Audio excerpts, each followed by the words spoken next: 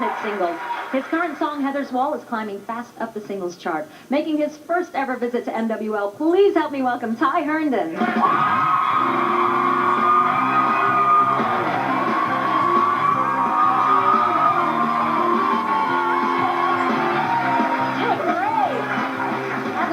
You got some fans in the house. That was the best part of the night. Sugar on the job.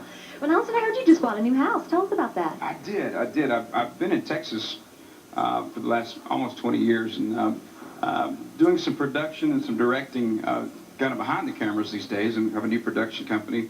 So I just bought a house in the old Hollywood Hills in Los Angeles, California. So I heard you can see the sign from your house. Is that true? You can see the sign from the bedroom. Ooh. That's too fancy for me. So are y'all settled in there? No. No? No, You've been so busy. We're packing the house in Texas this week, so. All right. Anybody want to come help? All right.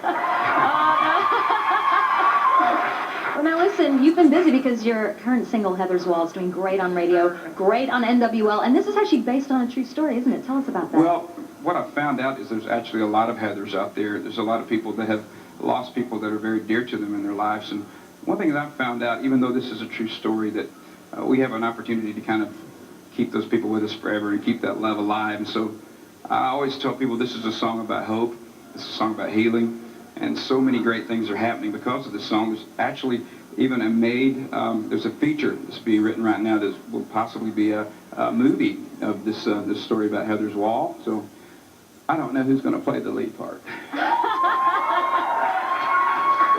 Well, you know, if you need a Heather. Well, the Heather's got the real part, because if I play the lead, I'm not in it very long. Well, there's actually a coincidence with this song, right? There is actually a Heather that contacted you, isn't there? There is. We got this song out, and the songwriters have been so great. We contact daily with those guys. But at a radio station, and they played the song, and this lady called in and said that she had lost her husband in an accidental shooting in a bank some time back, and she said, "My name's Heather." And she said, "For the first time in 5 years, I've smiled today because of your song. I knew that I was going to see him again, and I was going to go into his arms again, and his arms are my heaven." That's what she said, and it was pretty cool. So I kind of started talking to her, and we kind of did the video based on her true story, because when the guys wrote the song, then they never, it was just a great idea, and then I had to check her out, make sure she was telling the truth. No, it's an amazing story. She went on to take care of the wife and child of this man who walked in the bank that day and did this. He was a 25-year-old homeless man, and in a total act of desperation, because his family was hungry, he walked into the bank and pulled a gun, never doing anything like this before in his life. The security guards rushed him from behind. The gun knocked out of his hand and fired and randomly shot and fatally wounded her husband. But she went on to do, this is when I'm talking about hope and forgiveness, and I think we're in a time right now more than ever that we have an opportunity as Americans to open up our hearts and maybe love a little deeper out there, especially the people that are in trouble. But we're in a time of healing right now, and I'm happy to say that this song is kind of a part of that. But Heather went on to take care of the wife and child of this young man and make sure they had a place to sleep and to eat.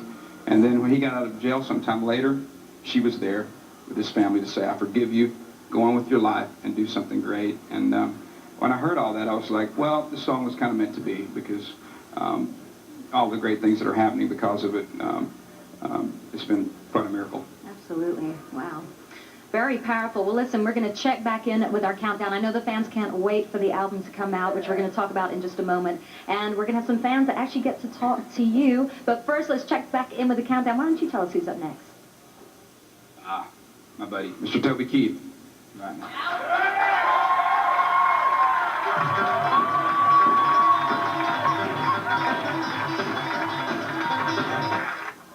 Carrie.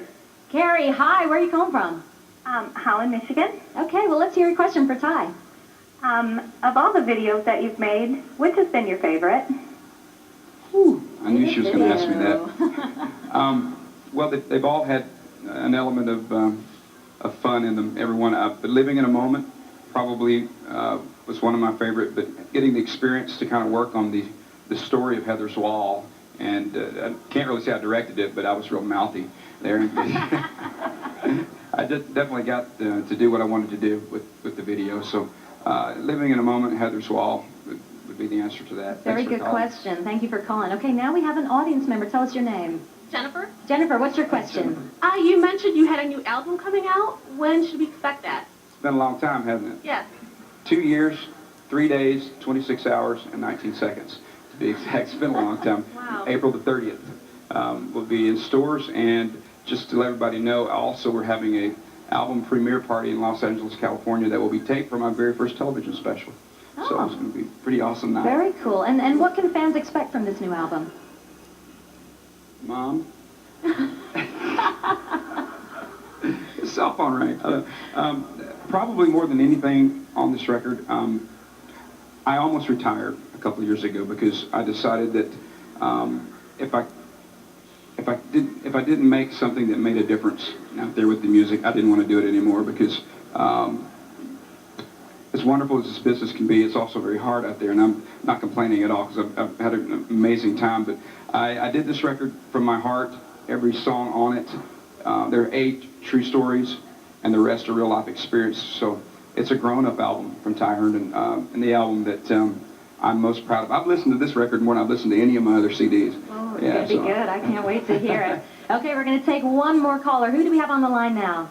Hi, this is Jennifer. Hi, Jennifer. What's your question for Ty? Hi, how are you, Ty? I'm doing great. First of all, I just want to say I'm glad you didn't retire because it's nice to hear you back on the radio. Well, thank you. I'm glad too. And I can't wait till you come back to the Maryland area. But my question for you is, since your very first single went to #1, has that made it easier or harder to look and find new material for your other albums? Well, I remember most set a pretty high bar for finding songs. That song actually sat around Nashville for about 7 years, and a lot of people had almost recorded it but had not made their records.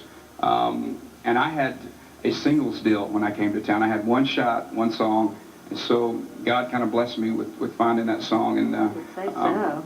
and thank God for it every day. Definitely. Well, listen, we're thrilled to have you performing for us in just a moment. But first, we're going to turn things over to Greg with some more CNT news. Thank you, Katie. Thank you, Ty. Singer-songwriter Bruce Robinson has long been a favorite among musicians, music industry folks, and especially Texas country fans. But it took a little help from Mr.